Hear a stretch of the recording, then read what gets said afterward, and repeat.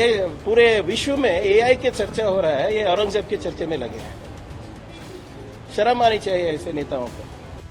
नागपुर हिंसा के बारे में कर्नाटक सरकार में मंत्री प्रियांक खड़गे के इस बयान को आप कैसे देखते हैं? जहां तक राजनीति की बात है, बीजेपी ये कह सकती है कि मुस्लिम राजनीति करने वाली कांग्रेस की तरफ से ऐसे ही बयानों की उम्मीद है। सनातन धर्म का कथित चोला पहनी पार्टी बीजेपी सिरे से ये कह सकती है हिंदू धर्म के साथ गद्दारी कर रही हैं खड़गे। लेकिन आपका क्या कहना है? क्या आधुनिक जमाने में जब दुनिया एआई और तमाम तकनीक पर बातें कर रही है, भारत को औरंगजेब ने क्या कर दिया था उसमें उलझा रहना चाहिए? क्या औरंगजेब की कब्र हटवा देने से उसकी तरफ से इतिहास में किया गया अत्याचार पूरी तरह से खत्म हो जाएगा, उसका पाप धुल जाएगा?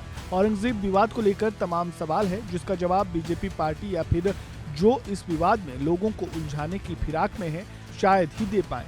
चलिए सुनते हैं प्रियांक खड़गे ने क्या कुछ कहा। The BJP leader should decide whether they want to take the country forward or backward. When the entire world is talking about free trade, when entire world is talking about artificial intelligence, BJP leaders are talking about Aurangzeb. What is this nonsense? By digging up a grave or bringing it down to the ground, what are they going to achieve? Is history going to change? Is the present going to change? Is the future of Indians or the young youth going to change?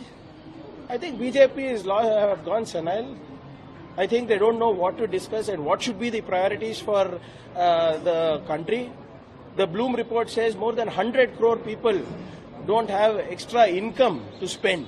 And these people are talking about Aurangzeb. By destroying the graves of any king or any emperor, is it going to make anybody better?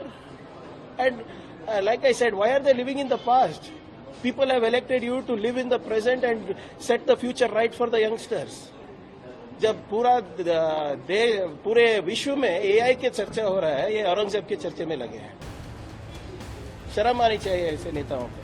हालांकि नागपुर हिंसा पर अब संसद में भी हंगामा है, लेकिन यहाँ सबसे बड़ा सवाल ये है कि महाराष्ट्र की फडणवीस सरकार क्या चाहती है?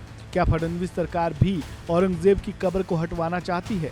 क्योंकि अगर बीजेपी वाली फडणवीस सरकार ऐसा करती है तो सीधे सीधे आदेश जारी क्यों नहीं कर देती, या फिर सीधे तौर पर यह भी क्यों नहीं कह देती कि औरंगजेब की कब्र नहीं हटेगी?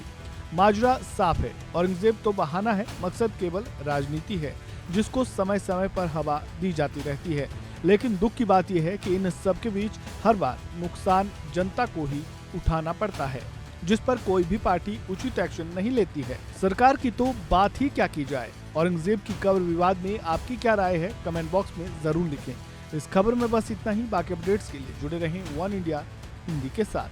धन्यवाद।